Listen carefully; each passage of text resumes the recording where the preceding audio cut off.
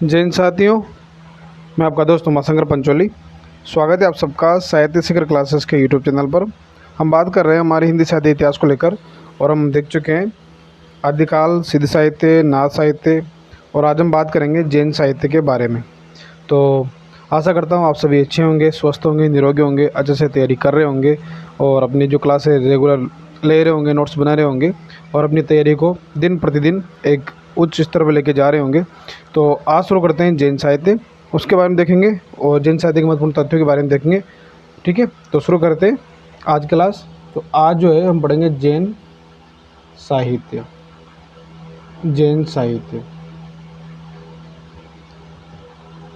जैन साहित्य हम जो है सिद्ध साहित्य देख चुके हैं, नाथ साहित्य देख चुके हैं और हमने विस्तार से चर्चा की है और कोशिश की है कि लगभग जो जितने भी महत्वपूर्ण तथ्य बनते हैं उनके बारे में कोई भी तथ्य जो है शेष ना रहे। सब तथ्यों के बारे में हमने पूरी कोशिश की है कि सारे तथ्य मैं आपको बता दूं, कंप्लीट कर लूँ जहाँ से आपके प्रश्न बनते हैं। ठीक है, तो अब इनकी बात करते हैं जैन साहित्य के। तो इनका समय जो है वह है 8वीं से 13वीं सदी। इनका समय क्या माना गया है जैन साहित्य का? 8वीं से 13वीं सदी जो है इनका समय माना गया है। और बात करते हैं कि जैन साधुओं ने जो है जिस प्रकार सिद्धों ने जो है अपने मत का प्रचार पूर्वी भारत में किया था, उसी प्रकार जैन साहित्य में और नाथों ने जो है पश्चिमी भारत में किया ना। लेकिन जैन साहित्य ने जो पश्चिमी क्षेत्र, विशेषकर जो गुजरात है, वहाँ पर इन्होंने अपना जैन साहित्य का प्रचार प्रसार किया था। तो जैन साधुओं ने अगला बिंदु लिखेंगे आप कि जैन साधुओं ने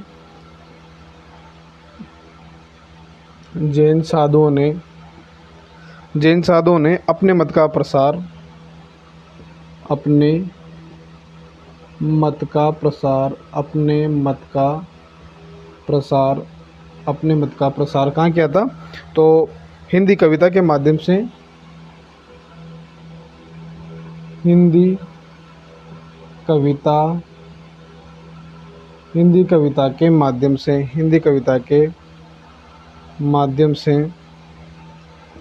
कविता के माध्यम से पश्चिमी क्षेत्र में किया। किस क्षेत्र में? पश्चिमी क्षेत्र में किया। हिंदी कविता के माध्यम से पश्चिमी क्षेत्र में किया था। तो जैन साधुओं ने अपने मत का प्रसार जो है हिंदी कविता के माध्यम से पश्चिमी क्षेत्र में किया, भारत के पश्चिमी क्षेत्र में। तो विशेष जो स्थान पूछ ले कि स्थान विशेष क्या है, तो स्थान विशेष है गुजरात का काठियावाड़ प्रदेश। स्थान जो है वो गुजरात का काठियावाड़ में जो है जैन साहित्य जो है सर्वाधिक रूप मिलता है। तो गुजरात के काठियावाड़ में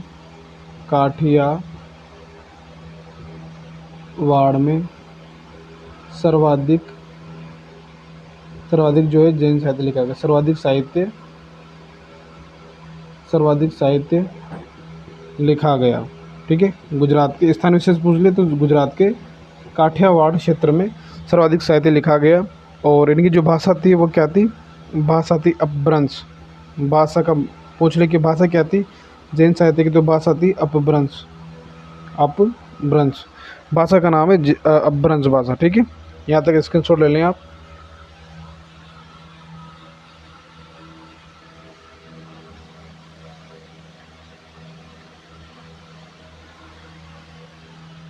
भाषा है अपभ्रंश। तो जैन साहित्य हो गया, समय 8वीं से 13वीं सदी हो गया। जैन साधुओं ने अपने मत का प्रसार हिंदी कविता के माध्यम से पश्चिमी क्षेत्र में किया है। स्थान पूछ ले तो गुजरात के काठियावाड़ में सर्वाधिक साहित्य मिलता है जैन साहित्य। भाषा क्या है? इनकी अपभ्रंश भाषा है। ये हो गई जैन साहित्य से संबंधित कुछ विशेष तथ्य। अब बात कर लेते हैं अन्य जो महत्वपूर्ण तथ्य हैं उनके बारे में और विशेषताओं के बारे में, जैन साहित्य की विशेषताओं के बारे में। ठीक है, यहाँ तक आपने लिख लिया होगा। चलें आगे।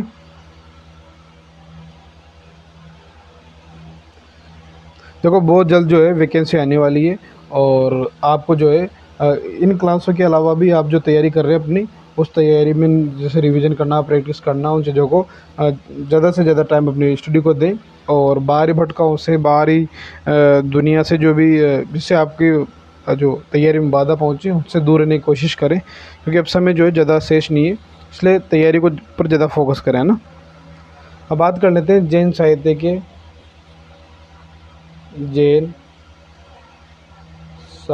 के महत्वपूर्ण महत्वपूर्ण तथ्य। जैन साहित्य से संबंधित जो महत्वपूर्ण तथ्य बनते हैं उनके बारे में आप बात कर लेते हैं। तो देखते सबसे पहले जो है ये काव्य जो है जैन कवियों के द्वारा रचा गया है। पहले तो ये सब जानते हैं आप। तो ये काव्य जो जैन साहित्य जो है ये काव्य जो है ये काव्य जैन कवियों के द्वारा रचा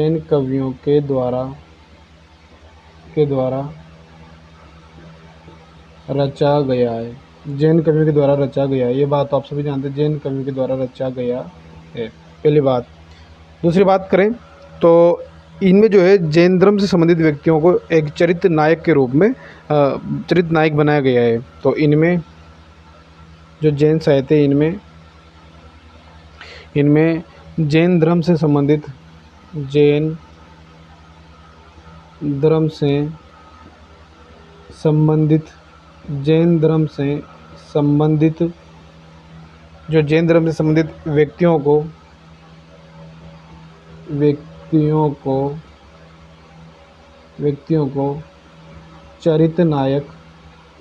व्यक्तियों को चरित्र नायक जो है बनाया गया है। ठीक है। तो इनमें किनको जैन धर्म से संबंधित व्यक्तियों को चरित्र नायक बनाया गया है। दूसरी बात करें तीसरी, तो इनके जो कथानक का जो स्रोत रहा है वह जैन पुराण को माना जाता है। इनके कथानक का जो जैन साहित्य का जो कथानक होता है उसका मुख्य स्रोत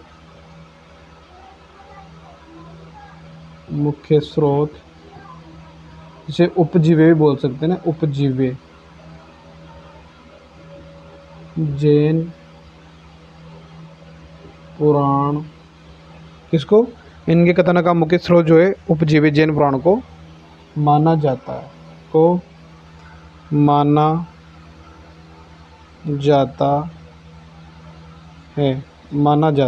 ठीक है। तो इनके कथानक का जो मुख्य स्रोत उपजीव्य जो है उस जैन पुराण को माना जाता है। बात करते हैं तो इनके लेखन का जो उद्देश्य क्या रहा है कि धर्म तत्व का निरूपण करना माना जाता है। तो इनके लेखन का उद्देश्य धर्म तत्व का निरूपण करना माना जाता है। तो इनके लेखन का उद्देश्य क्या माना जाता है, धर्म तत्वों का निरूपण करना माना जाता है। यहाँ तक आप स्क्रीनशॉट ले लो, लिख लो इसे। तो पहली बात हो गई कि ये काव्य जैन कवियों के द्वारा रचा गया। इनमें जैन धर्म से संबंधित व्यक्तियों को चरित्र नायक बनाया गया है। कथानक का मुख्य स्रोत उपजीव्य जैन पुराण को माना जाता है और इनके लेखन का उद्देश्य जो है धर्म तत्वों का निरूपण करना माना जाता है। ठीक है, चलें आगे, मिटा दूँ। 4 विशेष तथ्यों के बारे में बात हो चुकी है, चलते हैं आगे। देखो प्रश्न जो है ना इसी तरह बनेंगे, है ना। 4 ऑप्शन देगा वो आपको, 4 ऑप्शन में से विशेषताओं से प्रश्न बनाएगा, है ना। महत्वपूर्ण तथ्यों से बनाएगा, टू द फैक्ट प्रश्न बनाएगा, जो विशेष विद्वान उनके कथनों से प्रश्न बनाएगा। इसी तरह के प्रश्न बनेंगे, कोई विशेष प्रश्न नहीं आएंगे, देख लेना आप। बात करेंगे जिस प्रकार पूर्वी क्षेत्रों में सिद्धों ने बौद्ध धर्म का जो वज्रयान तत्व था उसका प्रचार किया था, उसी प्रकार जो है पश्चिमी क्षेत्र में जैन साधुओं ने प्रचार किया था ना। तो जिस प्रकार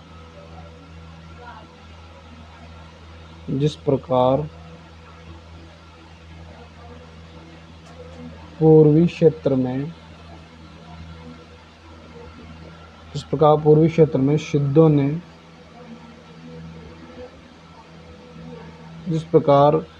क्षेत्र में सिद्धों ने बौद्ध धर्म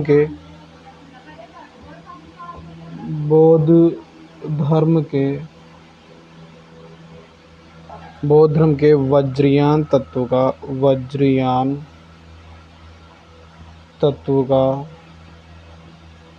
बौद्ध धर्म के वज्रयान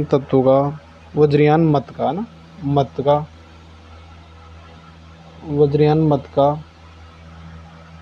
प्रचार हिंदी कविता के माध्यम से हिंदी कविता के माध्यम से किया हिंदी कविता के माध्यम से किया उसी प्रकार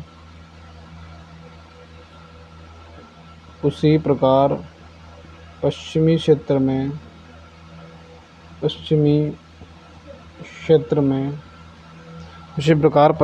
में जैन साधुओं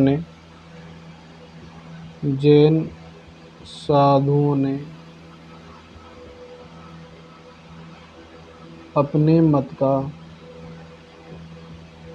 अपने मत का प्रचार हिंदी कविता के माध्यम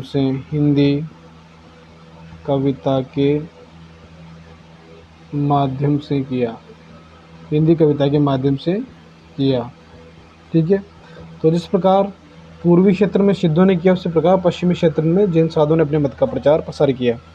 बात करें अगले तथ्य के बारे में, तो इन कवियों की जो रचनाएं हैं उसमें आचार, रास, फागु, चरित आदि विभिन्न शैलियाँ मिलती है ना। तो इन कवियों की रचनाओं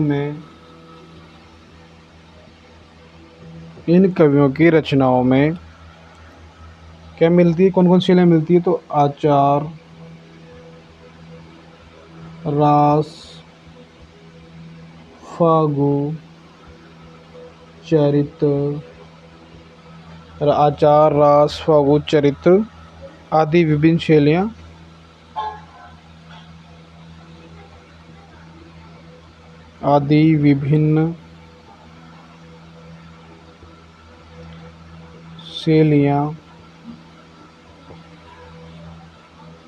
मिलती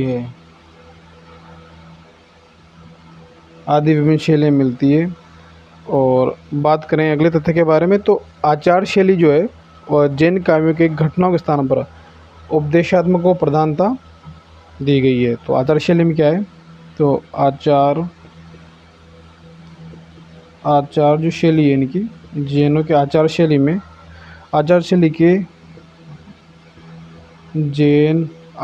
के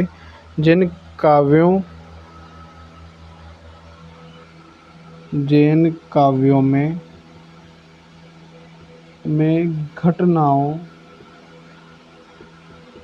घटनाओं के स्थान पर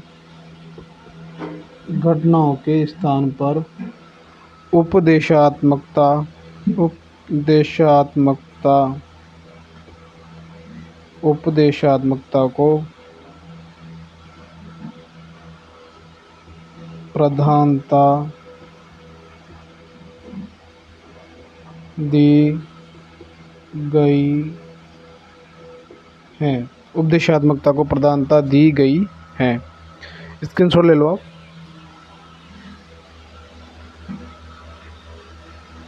तो जिस प्रकार पूर्वी क्षेत्र में सिद्धों ने बौद्ध धर्म का जो वज्रयान मत है उसका प्रचार हिंदी कविता के माध्यम से किया, उसी प्रकार पश्चिमी क्षेत्र में जैन साधुओं ने अपने मत का प्रचार हिंदी कविता के माध्यम से किया, पहली बात। दूसरी बात है कि जो जैन काव्य रचे गए उनमें आचार शैली है, रास शैली है, फागु शैली है, चरित शैली है ना। और जो आचार शैली होती है उसमें जैन काव्य में घटनाओं के बजाय उपदेश देने की जो है उसको प्रधानता दी गई है। यहाँ तक आपने नोट कर लिया होगा। और बात करते हैं आगे के तथ्यों के बारे में, जो शेष तथ्य उनके बारे में बता दूँ। चलें आगे। देखो जो है ना, तैयारी के दौरान जो भी अभ्यर्थी तैयारी कर रहा है और एक गंभीर अभ्यर्थी है ना, जिसने एक सपना देख रखा है, एक जिसके सामने ये कि हाँ मुझे तो जॉब लेनी ही लेनी है, तो यूँ मान के चले कि अगर आपके सामने चुनौतियाँ नहीं आ रही है तो यूँ आप भी सोच लें कि चुनौती नहीं है, तो फिर आप तैयारी के जो आप कर रहे हैं उसमें फिर आपको सफल होने की चांस बहुत कम है। अगर आपके सामने चुनौतियाँ आ रही है, बाधाएं आ रही है, मेंटली हो सकती है और फैमिली की तरफ से हो सकती है या इकोनॉमिकली हो सकती है, किसी भी तरह की परेशानी हो सकती है ना। तो कुल मिला के ये है कि जब मेहनत कर रहे हैं, सपना देख रखा है, तैयारी कर रहे हैं, तो बाधाएं आएगी तो उनसे घबराना नहीं है। वह इस चीज़ को संकेत करता है कि हाँ आप सही दिशा में हैं और आप सही दिशा में आगे बढ़ रहे हैं। इस बार आपका चयन होना तय, सिलेक्शन होना तय है। तो इसलिए खुद को मोटिवेट रखें, अच्छे से तैयारी करें, मजबूती से तैयारी करें और इस बार सिलेक्शन लेके रहें और साहित्य शिखर क्लासेस का नाम रोशन करें। शनिवार को लाइव सेशन में भी जरूर जुड़ें। ठीक है, अब बात करते हैं अगले जो विषय तथ्य के बारे में। तो जो जैन रचनाकार थे उनका संबंध जो था वह दरबार के धार्मिक साहित्य से भी है ना। जैन रचनाकारों का जैन रचनाकारों का संबंध जैन रचनाकारों का संबंध दरबार के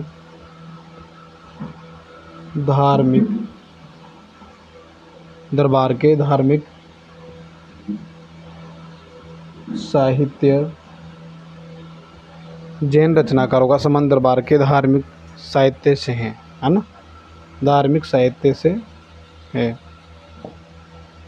बात करें आगे, तो जो जैन साहित्य जो है उसकी विशेषता ये है कि आदिकाल में अगर सर्वाधिक प्रमाणित जो साहित्य माना गया है तो वो जैन साहित्य मिलता है। सर्वाधिक प्रमाणिक रूप से जो साहित्य मिला है वो जैन साहित्य मिला है। तो ये बात नोट कर लें, जैन साहित्य की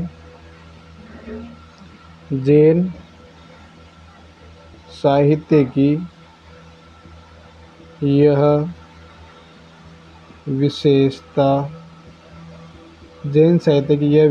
है कि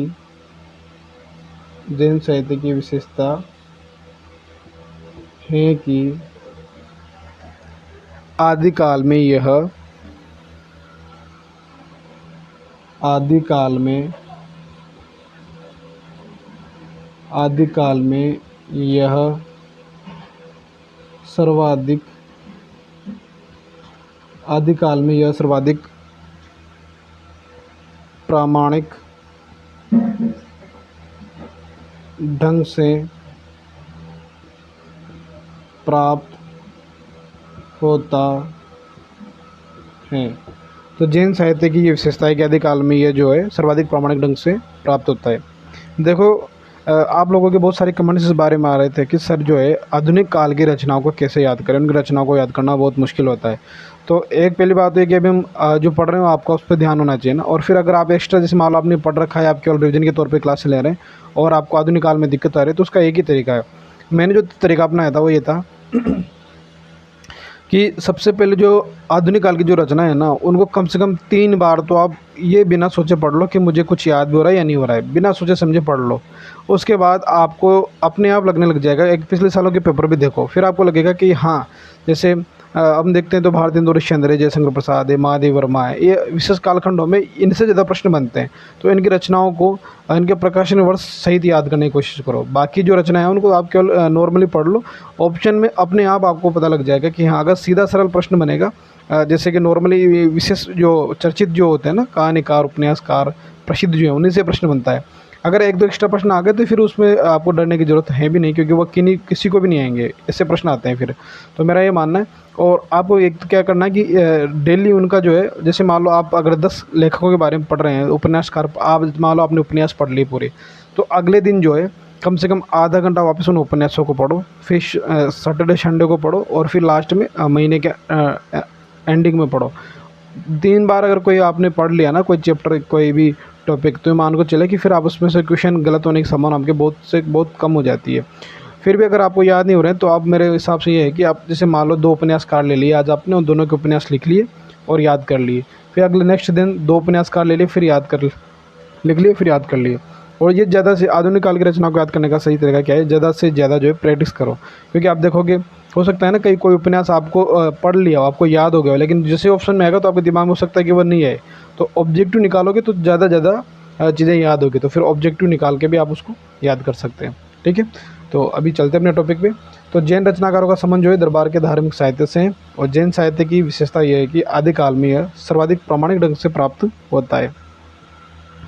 बात करें अगले तथ्य की, तो जैन रचनाकारों ने जो है सिद्ध और नाथों की तरह ही दार्शनिकता और रहस्यवाद की जो है उपदेशात्मक की प्रधानता मिलती है इनके साहित्य में भी।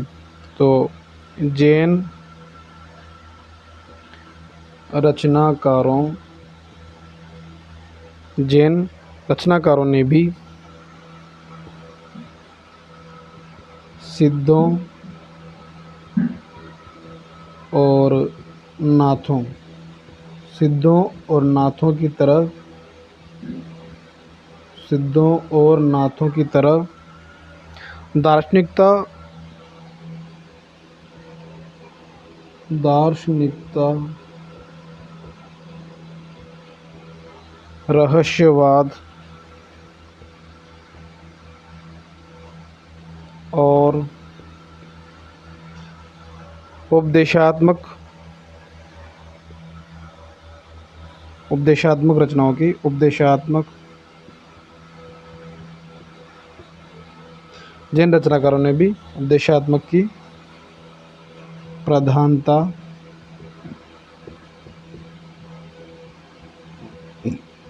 मिलती है। इनकी रचनाओं में दार्शनिकता, रहस्यवाद, उपदेशात्मकता की प्रधानता मिलती है। इसलिए आचार्य प्रसाद द्विवेदी ने एक कथन कहा है, उसको हम बाद में नोट करेंगे, पहले आप ये नोट कर लें, ऊपर लिखेंगे दोबारा। इसलिए यहाँ से फिर आगे लिखेंगे। इसलिए आचार्य प्रसाद द्विवेदी ने, इसलिए आचार्य प्रसाद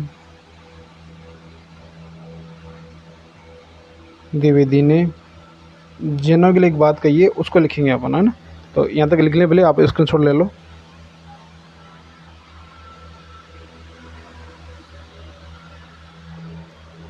तो जैन रचनाकारों का संबंध दरबार के धार्मिक साहित्य से है। जैन साहित्य की विशेषता यह है कि आदिकाल में सर्वाधिक प्रामाणिक ढंग से प्राप्त होता है। और जैन रचनाकारों ने भी सिद्धों नाथों की तरह जो है दार्शनिकता, रहस्यवाद, उपदेशात्मक तक प्रकार की रचनाएं लिखी। इसलिए आचार्य प्रसाद द्विवेदी कहते हैं कि अगर इन जैन रचनाओं में से अगर जैन जो विशेषण है उसको हटा दिया जाए ना, तो सिद्धों नाथों की कोटि से भिन्न इनकी रचनाएं नहीं लगेगी, यानी कि तीनों की जो रचनाएं एक ही कोटि में आ जाएगी। अगर जैन विशेषण हटा दिया जाए तो केवल जैन ही नाम है, बाकी रचनाएं सिद्धों नाथों की तरह ही इनके भी। ठीक है, तो यहाँ तक लिख लिया होगा, आगे चलते हैं।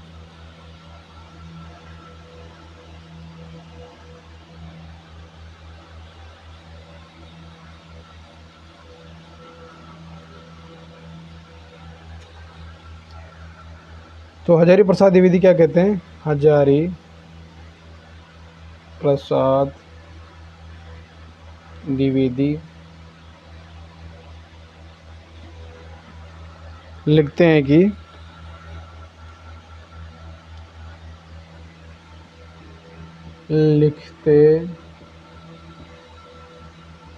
कि अगर यदि इन जैन रचनाओं यदि इन जैन रचनाओं यदि इन जैन रचनाओं पर से जैन विशेषण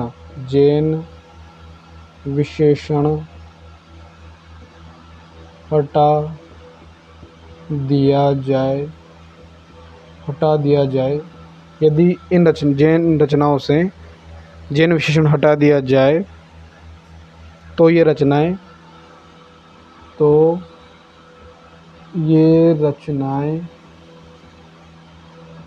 सिद्धों और नाथों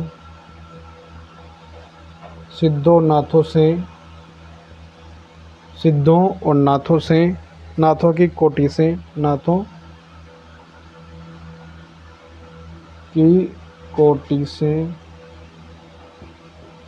भिन्न न लगेगी। यानी कि सिद्ध और जो नाथ है उनकी रचनाओं के जैसी किनकी रचनाएं हैं? जैनों की रचनाएं हैं। ठीक है, स्क्रीनशॉट ले लो। तो आचार्य प्रसाद द्विवेदी कहते हैं कि यदि अगर जैन रचनाओं में से जैन विशेषण हटा दिया जाए तो ये रचनाएं भी किस तरह की आ जाएगी? सिद्ध और नाथों की तरह आ जाएगी, क्योंकि इन दोनों में भी, इनकी सिद्ध और नाथों की रचनाओं की तरह ही जैन रचनाओं में भी दार्शनिकता, रहस्यवाद और उपदेशात्मकता की प्रधानता मिलती है। आचार्य प्रसाद द्विवेदी का एक क्वेश्चन याद रखें, ये बहुत ही महत्वपूर्ण है। यदि इन जैन रचनाओं पर से जैन विशेषण हटा दिया जाए तो ये रचनाएं सिद्ध और नाथों की कोटि से भिन्न न लगेगी। ठीक है, अब बात करते हैं जैनों में जो है रास एक शैली है, वह बहुत ही लोकप्रिय शैली है ना। बेटा देता हूँ यहाँ पे।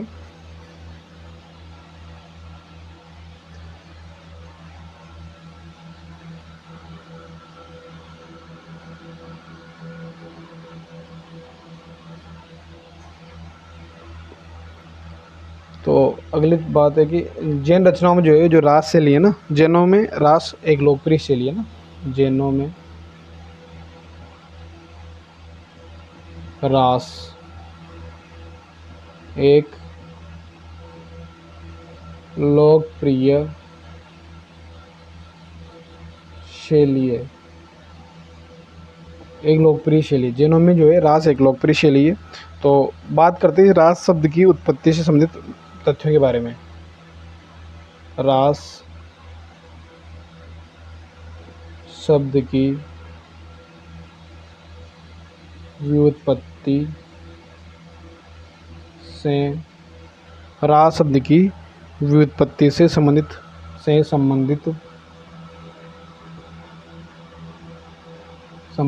विविध तथ्य,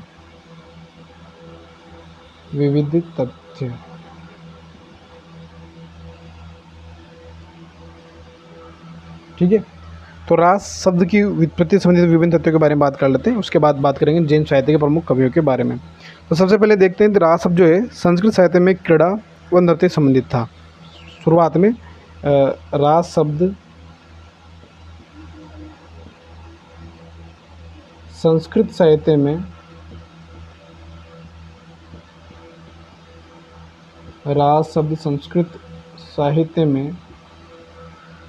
जो था संस्कृत साहित्य में क्रीड़ा व नृत्य से संबंधित था। क्रीड़ा व नृत्य से संबंधित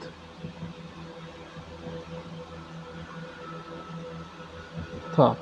शुरुआत की बात करते हैं तो संस्कृत साहित्य में क्रीड़ा व नृत्य संबंधित जो है वह रास शब्द जो है संबंधित था। और अभिनव गुप्त ने जो है वो रास को एक प्रकार का रूपक माना है, आचार्य अभिनव गुप्त ने। तो अभिनव गुप्त ने रास शब्द को एक रूपक मानना है। क्या मानना है? रूपक मानना है। अभिनव गुप्त ने रास शब्द को एक प्रकार का क्या मानना है? रूपक मानना है। और लोक जीवन में रास तो श्री कृष्ण संबंधित मानते हैं। लोक जीवन में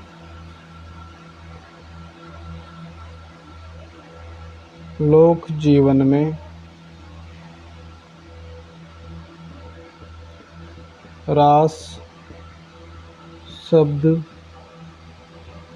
श्री कृष्ण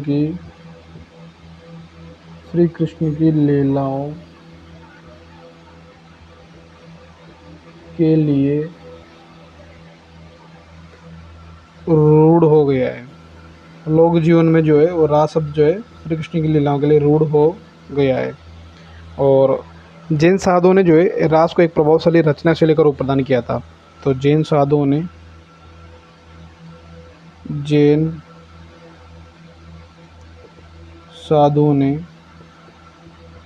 रास को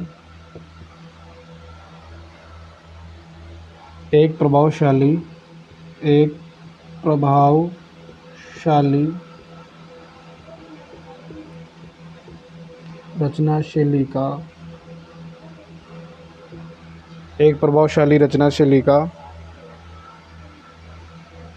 रूप प्रदान किया। दो तथ्य और है, फिर उसके बाद रास शब्द कंप्लीट हो जाएगा। इसको स्क्रीनशॉट ले लो आप।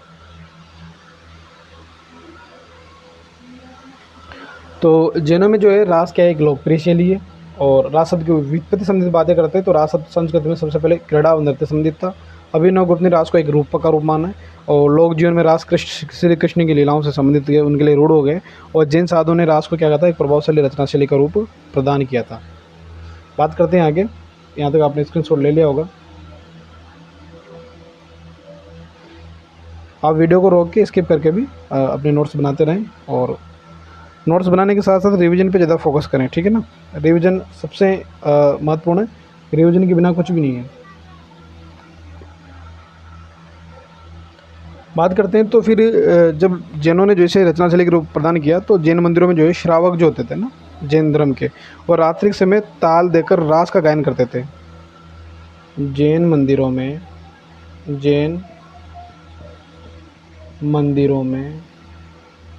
जैन मंदिरों में श्रावक लोग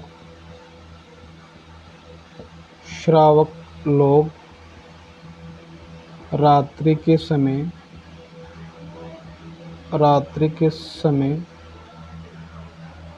ताल देकर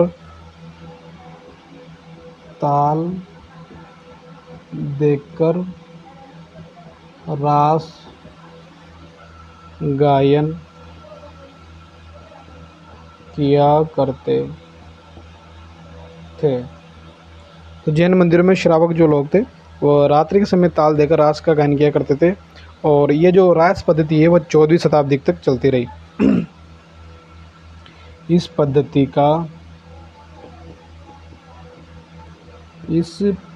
का कौन सी रास पद्धति का प्रचार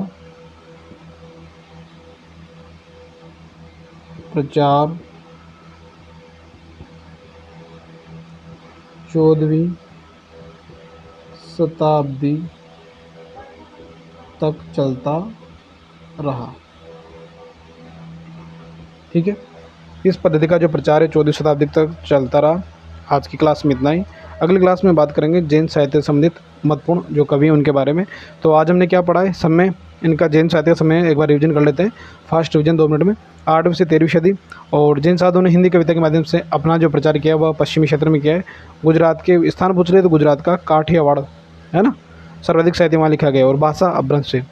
महत्वपूर्ण तथ्यों की बात करें तो जिन कवियों ने इस काव्य रचा है, और इसमें जो नायक रहे हैं वो चरित नायक जो जैन धर्म से संबंधित व्यक्ति रहे हैं। इस कथानक का जो मुख्य उपजीव्य जो ग्रंथ मानते स्रोत मानते हुए जैन पुराण, और इस लेखन का उद्देश्य धर्म तत्व का निरूपण करना माना जाता है। और सिद्धों ने जिस प्रकार पूर्वी क्षेत्र में अपने हिंदी कविता के माध्यम से अपने वज्रयान तत्व का प्रचार किया, उसी प्रकार जिन्होंने पश्चिमी क्षेत्र में अपने हिंदी कविता के माध्यम से अपने मत का प्रचार किया। इन कवियों की रचनाओं में आचार, रास, फागुचरी जो शैलियाँ प्रसिद्ध है, और आचार शैली में जो है घटनाओं के स्थान पर उपदेशात्मकता को प्रधानता दी गई है। जैन रचनाकारों का संबंध धार्मिक दरबार के धार्मिक साहित्य से है, और इनकी एक विशेषता ये है कि आदिकाल में जो है सर्वाधिक प्रामाणिक ढंग से प्राप्त होने वाला साहित्य जैन साहित्य। और जैन रचनाकारों ने सिद्धों नाथों की तरह वैश्यवाद, उपदेशात्मक दार्शनिकता पर लिखा है, इसलिए हजारी प्रसाद द्विवेदी कहते हैं यदि इन जैन रचनाओं पर से जैन विशेषण हटा दें तो इनकी रचनाएं भी सिद्धों नाथों की कोटि से अलग भिन्न नहीं लगेगी, है ना। रास शब्द की उत्पत्ति संबंधी बात करें तो रास क्या एक जैनों में एक लोकप्रिय शैली है, और संस्कृत साहित्य में क्रीड़ा और नृत्य से संबंधित शुरुआत में रास को माना जाता था। अभिनव गुप्त ने रास को एक प्रकार का रूपक माना है। लोक जीवन में रास श्री कृष्ण की लीलाओं संबंधित है, और जैन साधुओं ने रास को प्रभावशाली रचना शैली का रूप प्रदान किया। और जैन मंदिरों में श्रावक लोग जो है रात्रि के समय ताल देकर रास का गायन किया करते थे। इस पद्धति का प्रचार 14वीं शताब्दी तक चलता रहा। ठीक है, अच्छे से तैयारी करते रहिए, नोट्स बनाइए, रिविजन करिए, प्रैक्टिस कीजिए, और अपनी तैयारी को मजबूत करते रहिए। स्वस्थ रहें, निरोगी रहें, और हम अगली क्लास में बात करेंगे जैन साहित्य के महत्वपूर्ण कवियों के बारे में विस्तार से। तब तक ले जय हिंद, जय भारत।